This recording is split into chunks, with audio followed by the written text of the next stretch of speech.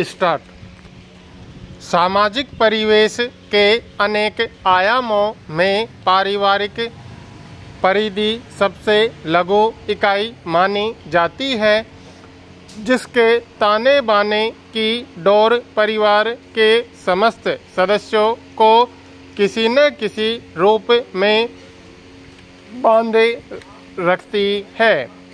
कभी घर आंगन के सभी सदस्यगण अपनी अपनी जिम्मेवारी के बंधन को बखूबी निभाते थे और वे एक स्वतः स्फूर्त अनुशासन के आभामंडल से जुड़े रहते थे। संयुक्त परिवार के सभी सदस्य एक दूसरे से हिल मिलकर सामंजस्य बिठाते हुए आत्मीय तरंग बिखेरते थे, जिसके कारण परिवार में अमन चैन कायम रहता था। दादा दादी, माँ पिता, चाचा चाची, भाई बहन, पति पत्नी आदि संबंधों में परस्पर सद्भाव और समझदारी की गंगा बहती थी। बचपन में सुबह सुबह पाठशाला न जाने के बहाने बनाने पर माँ चाची बहला फुसला कर स्कूल जाने को विवश कर देते थे। बदलते समय ने आज बहुत कुछ हालात को भागदौड़ की गति से आबद्ध कर दिया है।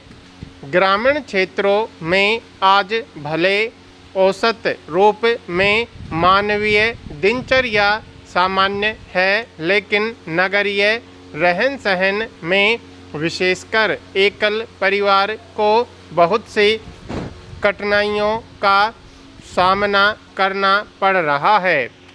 परिवार में सीमित संसाधनों की उपलब्धता और भौतिक आवश्यकताओं की ओर मन की व्यग्र इच्छा ने पारिवारिक आंगन में वैचारिक कोलाहल मचा रखा है।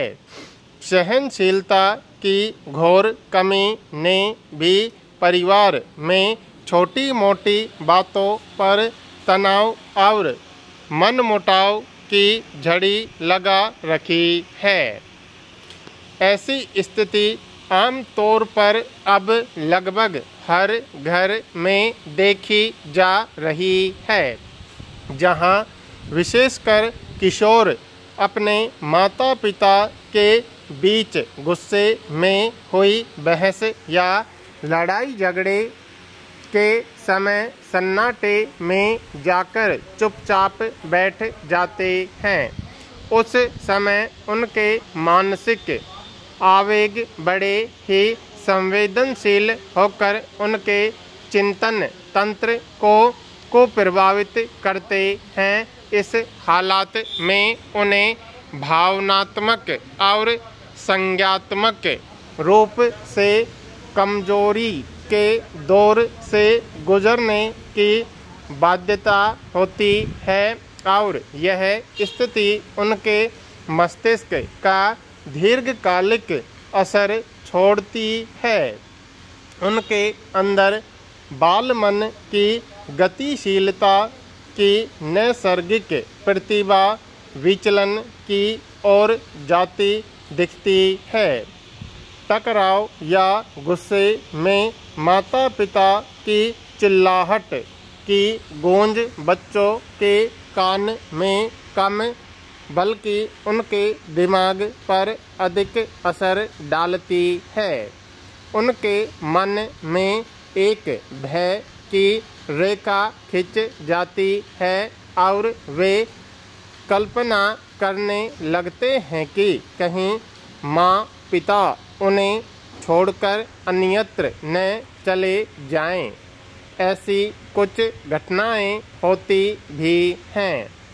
बाल मन का अध्ययन करने वाले मनोवैज्ञानिकों का कथन है कि इस स्थिति में बच्चे नकारात्मकता के शिकार हो जाते हैं और उनकी पढ़ाई लिखाई प्रभावित होती है।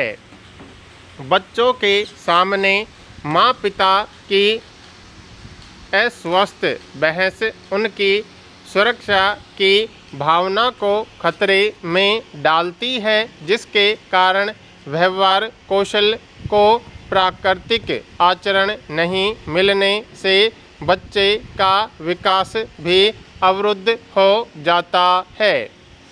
आपस में लड़ाई में व्यस्त माता पिता को यह ज्ञात नहीं हो पाता कि उनके इस आचरण से बच्चों में अपराध बोध में वृद्धि और आत्मविश्वास की कमी होने लगती है। उक्त हालात में बच्चे माँ पिता की उग्रता को भी सीखते हैं, जो धीरे धीरे उनके आत्मसम्मान को ठेस पहुँचाने का मार्ग प्रशस्त करते हुए उसे तनिक मिजाज बना देता है।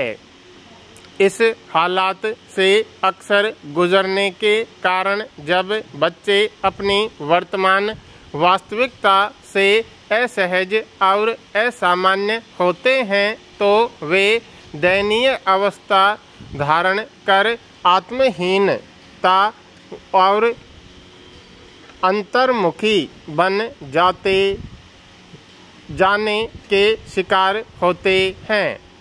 सबसे खराब प्रभाव यह पड़ता है कि बच्चे भय के कारण अपने माँ पिता से खुलकर बात करने की मनोदशा से मुक्त होकर झूठ बोलने के सहारे से बंध जाते हैं और उनका कोमल बचपन कहीं खो जाता है।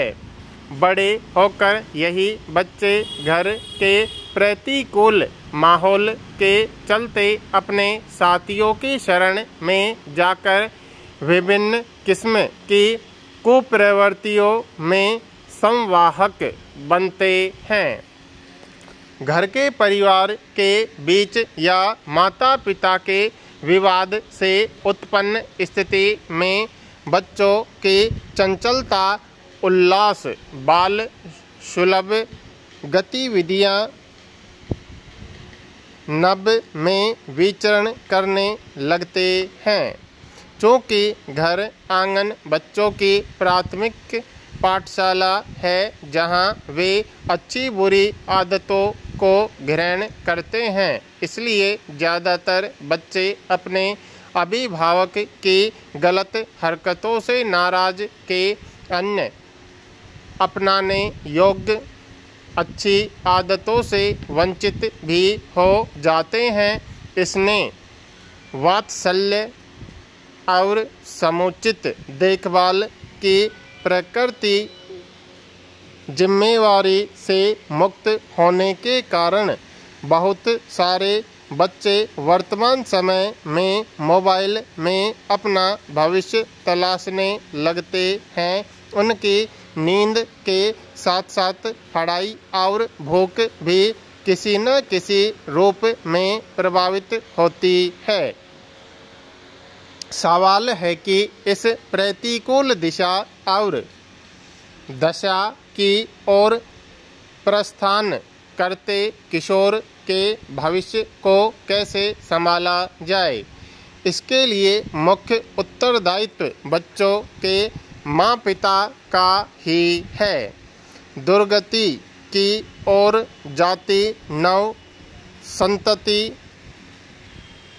को अगर उनके माता पिता अपने अहम और क्रोध को नियंत्रित कर सामान्य दाम्पत्य जीवन नहीं जिएंगे, तब तक दुनिया की कोई ताकत इस पीढ़ी को बचाने में असमर्थ होगी।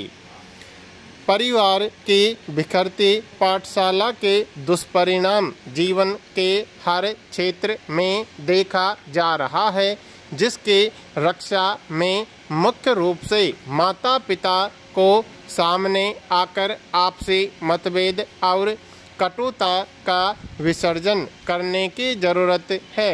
उन्हें यह ख्याल रखना चाहिए कि उनके आचरण उनके घर आंगन की वाटिका के बच्चों के भविष्य को अंधकार में धकेल रहे हैं।